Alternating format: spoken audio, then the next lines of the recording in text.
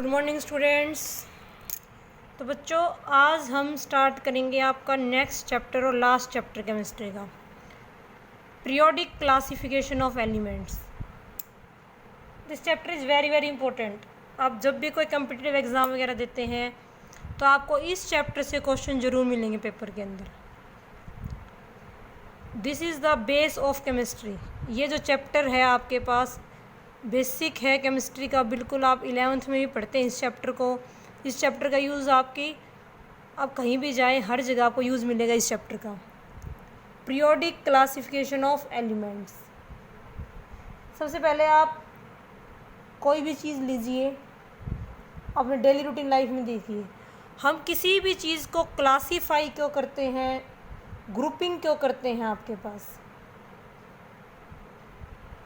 जैसे आप अपने घर में लीजिए, आपकी जो कबर्ड है, जो अलमीरा है, उसमें हम कपड़ों क्या करते हैं, अरेंज करके रखते हैं। एक साइड शर्ट्स रखते हैं, एक साइड आपकी पैंट्स जीन्स जो भी आपके पास है, तो हम क्या करते हैं, क्लासीफाई करते हैं ताकि उनको अच्छे से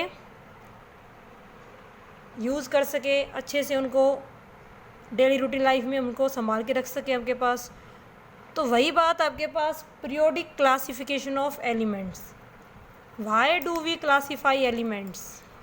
फर्स्ट क्वेश्चन सबसे पहले, why do we classify elements? हम एलिमेंट्स को क्लासीफाई क्यों करते हैं? तो देखो आपके पास क्या है, जो 1800 सेंचुरी की बात हम करें, वहाँ तक के पास हम कितने एलिमेंट के बारे में जानते थे? Only 30 elements. तो 30 एलिमेंट्स के बारे में जानने थे, तो उनके बारे में स्टडी करना, उनकी प्रॉपर्टीज़ को स्टडी करना क्वाइट इजी, बहुत इजी था आपके पास। लेकिन टाइम के साथ साथ क्या हुआ, आपके पास नंबर ऑफ़ एलिमेंट्स क्या होते गए, इंक्रीज आपके पास। अब एट प्रेजेंट हमारे पास क्या है, एट प्रेजेंट कितने 118 एलिमेंट हैं जो टिल डेट तक, जिनको हम जानते हैं आपके पास, जिनको हम डिस्कवर कर चुके हैं आपके पास। तो देखो आपके पास, और अभी भी आपके पास क्या, ये प्रोसेस ख़त्म नहीं हुई है, अभी भी आपके पास रिसर्च वो चल रही है और न्यू एलिमेंट क्या होंगे, फ्यूचर में डिस्कवर होते रहेंगे आपके पास। तो देखो 118 एलिमेंट की, एक एक एलिमेंट की प्रॉपर्टीज़ को स्टडी करना, उनको रिमेंबर करना आपके पास क्या है, इम्पॉसिबल है। ठीक है, तो साइंटिस्ट ने क्या ज़रूरी समझा कि जो जिन एलिमेंट की प्रॉपर्टी सिमिलर है उनको हम क्या करें, एक साथ रख दें आपके पास, और जिनकी प्रॉपर्टी अलग है उनको हम उनसे डिफरेंट कर दें आपके पास। तो इस तरीके से क्या किया, एलिमेंट्स की सिस्टमेटिक स्टडी के लिए, for systematic study of elements and easy remember के लिए आपके पास हमने क्या किया, एलिमेंट्स को क्या किया, क्लासीफाई किया। तो फर्स्ट क्वेश्चन आपको आगे समझ में कि हमने एलिमेंट को क्लासीफाई किया, क्या कि उनकी हम आसानी से स्टडी कर सके, उनको आसानी से याद कर सके, तो इसलिए हमने एलिमेंट्स को क्लासीफाई किया। अब इस चैप्टर में आप क्या पढ़ेंगे वो सुने, मैं आज बेसिक ही बताऊँगी इस चैप्टर का आपको। इस चैप्टर में सबसे पहले हम पढ़ेंगे, आप साइंस में, केमिस्ट्री में, फिजिक्स में, बायो में, जहाँ भी आप देखेंगे कि अलग अलग साइंटिस्ट आते हैं, अपनी अपनी क्लासिफिकेशन देंगे। तो यहाँ पर भी सबसे पहले पढ़ेंगे कि किस एलिमेंट के बारे में सबसे पहले क्लासिफिकेशन किसने दी, फिर उसमें कुछ कमी थी उसको दूसरे ने ठीक किया, फिर उसके बाद एक साइंटिस्ट और आया आपके पास।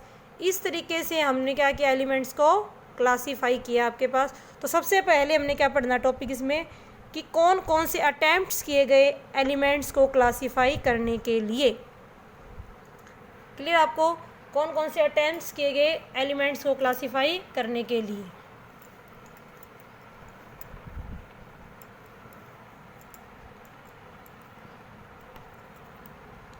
तो फर्स्ट टॉपिक आपका यही है, अर्लियर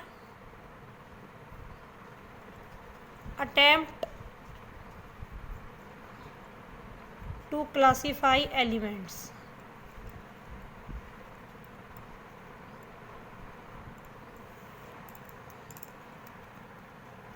तो देखो आपके पास सबसे पहले के पास आपने पढ़ा है डाल्टन ने क्या बताया था, हमें एटम के बारे में बताया था आपके पास, ठीक है। उसके बाद आपके पास क्या है, एलिमेंट्स को क्लासीफाई किया गया आपके पास। तो सबसे पहले जो आपके पास बेसिक क्लासिफिकेशन है, एक सिंपल सी क्लासिफिकेशन दी लेवोजियर ने। लेवोजियर ने क्या किया, एलिमेंट्स को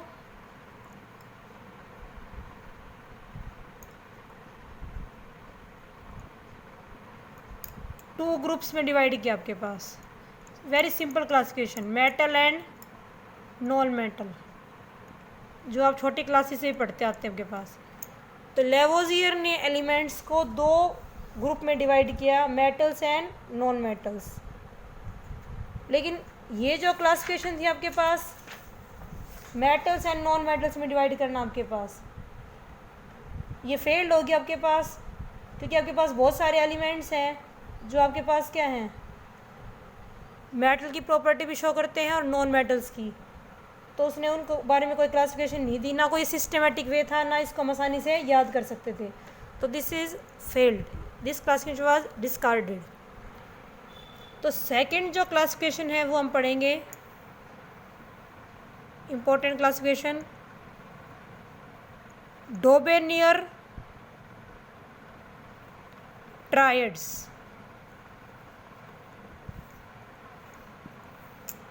डोबेनियर ट्रायड, डोबेनियर आपके पास क्या है, साइंटिस्ट का नाम है जिसने क्लासिफिकेशन दी। तो उसी के नाम पर क्या कर दिया हमने, क्लासिफिकेशन का नाम रख दिया डोबेनियर ट्रायड। ट्रायड का मतलब क्या होता है, ग्रुप ऑफ 3 एलिमेंट।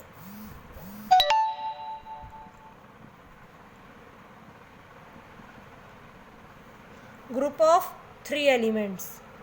तो डोबेनियर ने आपके पास क्या किया, इन 1817 के अंदर आपके पास उसने अपनी क्लासिफिकेशन दी। तो डोबेनियर की क्लासिफिकेशन के अंदर क्या था, उसने क्या किया आपके पास, उसने एलिमेंट्स को तीन के ग्रुप में अरेंज किया। He arrange the elements in a group of 3 elements, ठीक है, विच हैव सिमिलर प्रॉपर्टीज़। उसने एलिमेंट्स को अरेंज किया तीन एलिमेंट के जोड़े में, 3 एलिमेंट इकट्ठे कर दिए, उनकी प्रॉपर्टी क्या थी, जिनकी सिमिलर थी।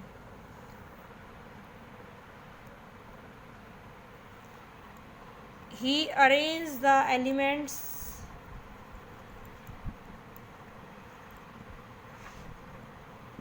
with similar physical and chemical properties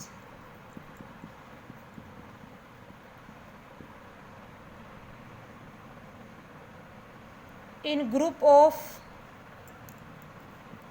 3 elements।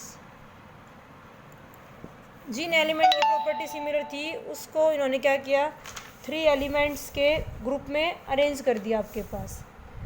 और उसने क्या पाया, atomic mass of middle element is average of atomic mass of first and second element. दूसरी बात जो उसने आइडेंटिफाई की कि जो मिडल एलिमेंट है उसका एटॉमिक मास पहले और तीसरे एलिमेंट के एवरेज के बराबर होगा आपके पास। कितनी बार आई समझ, उसने एलिमेंट को ट्रायड में अरेंज किया, 3 एलिमेंट के ग्रुप में अरेंज किया, और क्या पाया आपके पास, मान लो 3 एलिमेंट है ए बी सी, ठीक है। तो एटॉमिक मास ऑफ बी क्या होगा आपके पास, बोलो आपके पास, half of atomic mass of A plus half plus में atomic mass of B.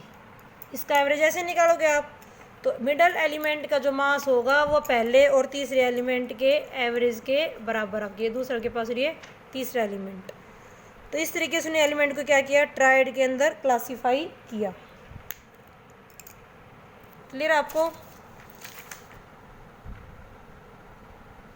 Mainly उसने आपके पास क्या किया था, तीन ट्रायड बनाए थे उसने आपके पास। देखो आपके पास